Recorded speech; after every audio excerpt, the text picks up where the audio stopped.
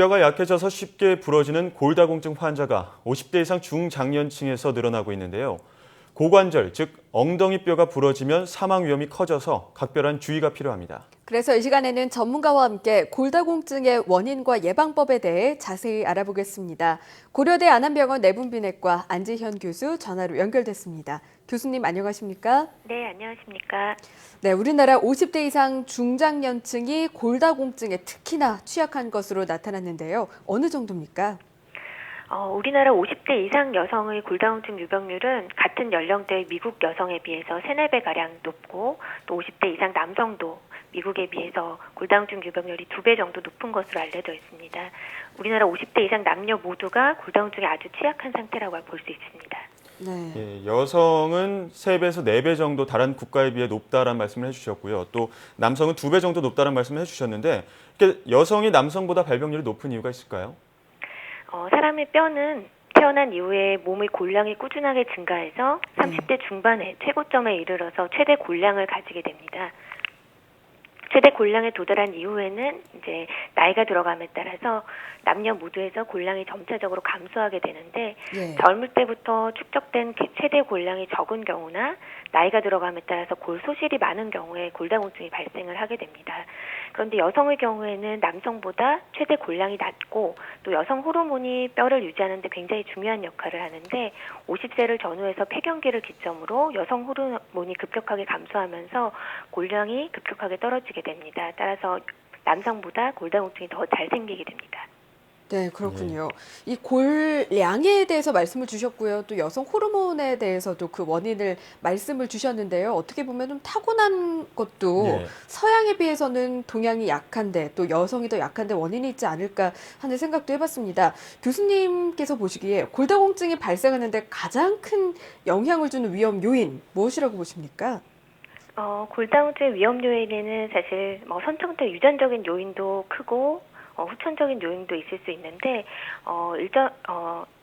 기본적으로 유전적인 요인이 골밀도를 결정하는데 가장 큰 역할을 한다고 볼 수가 있습니다. 실제로 유전적인 요인이 골밀도의 70%가량을 결정하는 것으로 알려져 있고 그 이외에 다른 후천적인 요인으로 저체중이나 지나친 다이어트나 지나친 음주나 카페인 섭취, 흡연, 스테로이드 제제 같은 것들을 치료적인 목적으로 투여받거나 갑상선 기능 항진증과 같은 특정 질환 때문에 영향을 받을 수가 있겠습니다. 예, 그렇다면 부모님이 골다공증 증세가 있으셨다면 이 자녀분들은 그런 골다공증에 대한 예방책도 미리 챙겨놔야 될 것 같은데요. 또 키가 크고 작거나 이런 체형도 골다공증 발생에 영향을 줄 수 있을까요? 네, 뼈에 체중이 가해지는 것이 뼈에는 좋은 스트레스로 작용하게 되기 때문에 골밀도를 좋게 하고 뼈의 강도를 유지하는 데 좋은 영향을 주게 됩니다. 따라서 저체중은 오히려 골다공증의 위험 요인이 될 수가 있고 비만은 오히려 반대로 골밀도를 좋게 하는 영향을 줄 수가 있는데 그렇지만 지방 같은 몸 안에 있는 지방질 같은 경우는 그 무게에 의한 효과를 배제하고 나면 오히려 골밀도를 감소시키는 작용을 할 수 있어서 골다공증 예방을 위해서 비반해지는 것을 권하진 않습니다. 키는 사실 키가 크면 골밀도가 좋게 측정될 수는 있는 요인은 될 수 있지만 골다공증과의 상관관계는 아직 연구마다 조금 다른 결과를 보여주고 있어서 키 자체와 골다공증과의 상관관계는 아직 명확하게 알려져 있지는 않습니다. 네, 키가 크면 왠지 더 뼈가 튼튼할 것 같기도 하고 그런데 키와 골다공증에는 크게 상관관계는 우선 없는 것으로 밝혀졌다라는 말씀을 주셨습니다. 이 골다공증, 골밀도가 감소하는 원인 중 하나가 여성들의 경우 출산이 아닐까 싶은데요. 최근에는 출산 후에 1년 내에 임신하면 골다공증 위험이 커진다. 이런 연구 결과가 있었습니다. 그 이유 무엇입니까? 네. 임신 중에서부터 모유 수유를 하는 기간에는 뼈를 구성하는 중요한 무기질인 칼슘이 모체에서 아기에게 상당량 이동하게 되어 있습니다. 따라서 보통 일반적으로 임신을 전후해서 골밀도가 굉장히 낮아지게 되는데 출산을 하고 모유 수유가 중단되면은 이후에 다시 서서히 골밀도가 회복되는 기간이 필요합니다. 그런데 그 기간 이내에 단기간에 다시 임신을 하게 되면 골밀도가 회복될 시간이 부족하기 때문에 골다공증의 위험성이 더 높아진다고 설명할 수 있겠습니다. 네, 어떻게 보면 출산 때문에 여성들의 골다공증 발병률이 더욱더 높아진다고도 볼 수 있을 것 같은데요. 이 골다공증을 의심해 볼 수 있는 증상에는 또 어떤 것들이 있을까요? 골다공증은 사실 소리 없는 도둑이라고 표현을 하는데요. 뼈가 작은 충격에 부러지기 쉬운 상태를 말하는 거지 특별히 어디가 아프거나 특별한 증상이 나타나는 병은 아닙니다. 많은 경우에 골다공증이 많이 진행해서 오히려 골절이 발생하고 나서야 진단되는 경우가 많고 경우에 따라서는 특히 척추의 압박골절 같은 경우는 발생해도 느끼지 못하고 계시는 경우도 많은데요. 척추 앞부분이 주저앉아서 키가 줄어들거나 허리가 앞으로 굽거나 한 경우에 골다공증을 의심해 볼 수는 있겠습니다. 네, 또 소리 없는 도둑이라고 표현하신 만큼 예. 정말 골절 상태가 오기까지 발견하기 쉽지는 않을 것 같은데요. 이 우리나라 골다공증 환자들이 좀 자신의 증상과 상태를 잘 인지하는 편입니까?